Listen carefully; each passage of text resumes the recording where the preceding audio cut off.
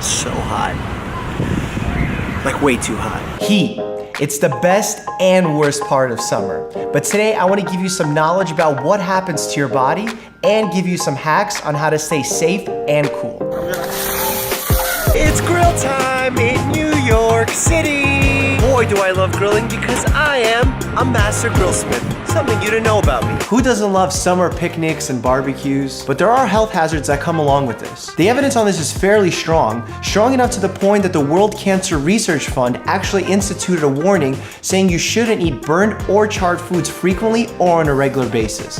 This is advice I can totally get behind. During the grilling process, there are harmful chemicals that are formed. Those harmful chemicals can lead to illnesses like cancer. Here are 4 hacks to keep your grilling experience as healthy as possible. Trim all the visible fat on the meats that you're going to be grilling.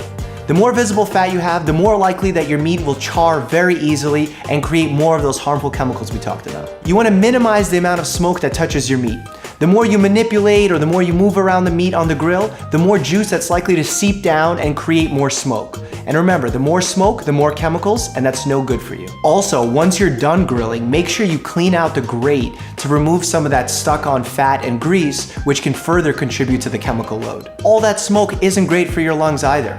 So if you're gonna use tools, use long-handed tools that will allow you to reach the grill without having your face directly over it. When you think about grilling, you're probably thinking meat. But that's not always the case. You can grill vegetables or even fruits. Grab a skewer. Kebabs are a great way to mix in fruits and vegetables into your grilling routine. And remember, a plant-focused diet is a healthy diet. Oh my God, it's such a hot day today. I just need a little air conditioning to blow on me. Oh my God. Excuse me. Sorry.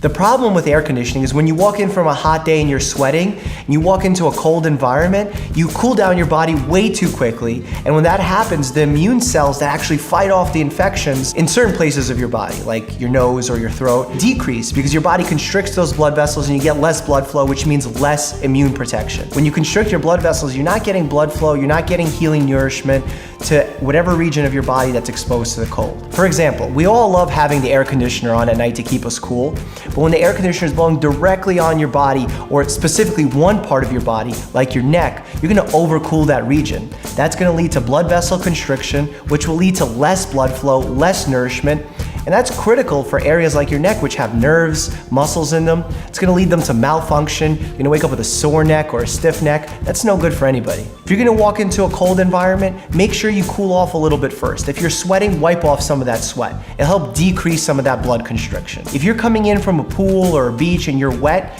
get out of those wet clothes as fast as possible. Make sure when you're using your air conditioner, it's blowing away from you. It's meant for ambient air cooling, not direct cooling.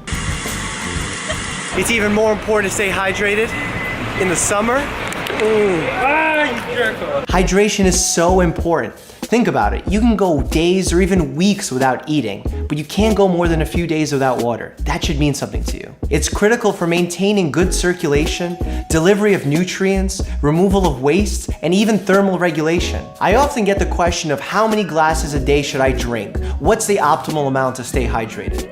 And generally speaking, there's no good answer for this that fits everybody. A good bit of advice that I do give to my patients is to look at their urine. Optimally, you want to have straw-colored urine. Not too light, not too yellow, really somewhere in between. Just make sure to not get caught up on this. If your urine is sometimes yellow and sometimes clear, that's totally fine. Your body's doing its job. Some people use thirst to gauge their level of hydration, and that's not a great idea. Once you feel thirst, that's a sign of mild dehydration. Hydrate before the thirst sets in. Have a water bottle with you at all times. No matter if you're going to the gym, hang out with your friends, or to work, you should always have a water bottle. There's no excuse here. They make collapsible water bottles, bladder water bottles, backpack water bottles. Eat foods that naturally contain water. Strawberries, watermelon, cucumber. Dilute your juice. If you're gonna be drinking 100% juice, dilute it halfway with water. When you do that, it'll pass through your stomach quicker and get those electrolytes to you that much sooner. Going out for a jog on this beautiful sunny morning, but anytime you step out into the sun, you gotta get your sunblock on.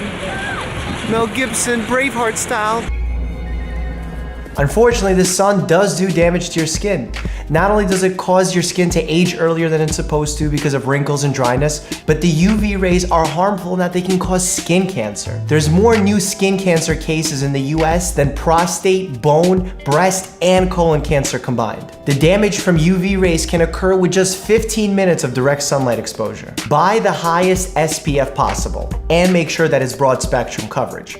There was a rumor going around saying that SPF 35 is just as good as 70, but that's not the case. It's only valid if you're applying it the perfect way, reapplying every 2 hours, putting the correct amount per specifications on the bottom, which most of us aren't doing. No sunblock is truly waterproof, and for it to be effective, you need to apply at least every 2-3 hours. Don't forget to apply sunblock to obscure and sensitive areas like the lips and the ears.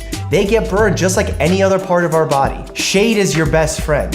While sunblock works great, the ultimate answer for sun protection is going in the shade or covering up. We gotta talk about one of the biggest problems in the summer, and that's bugs.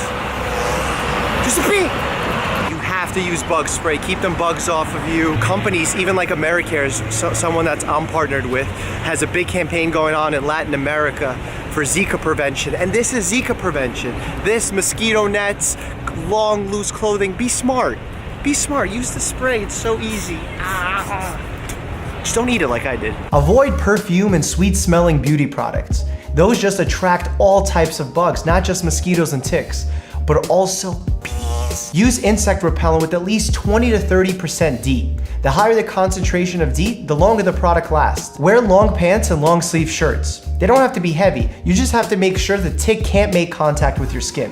Plus, you'll get the added benefit of getting extra sun protection. Regardless of your clothing, after spending time outdoors in grassy or wooded areas, make sure to do a thorough tick check. Summer is my favorite season, but as you can tell, it does carry some health hazards along with it. If there's anything in this video you didn't quite understand or need more clarification on, leave me a comment down below. Definitely share this video with your friends and family to help them keep safe in the sun.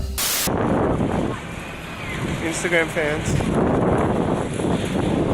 Today I want to give you a little knowledge about what happens to your body during the summer months and some gray hacks. Why gray hacks? There are health hazards that come along with both of these instances. Did I eat instances? Instances? Minimize the amount of smoke that touches your... Now it's really becoming funny because I'm saying the amount of smoke that touches your meat. The more you manipulate or play with your meat, oh my God.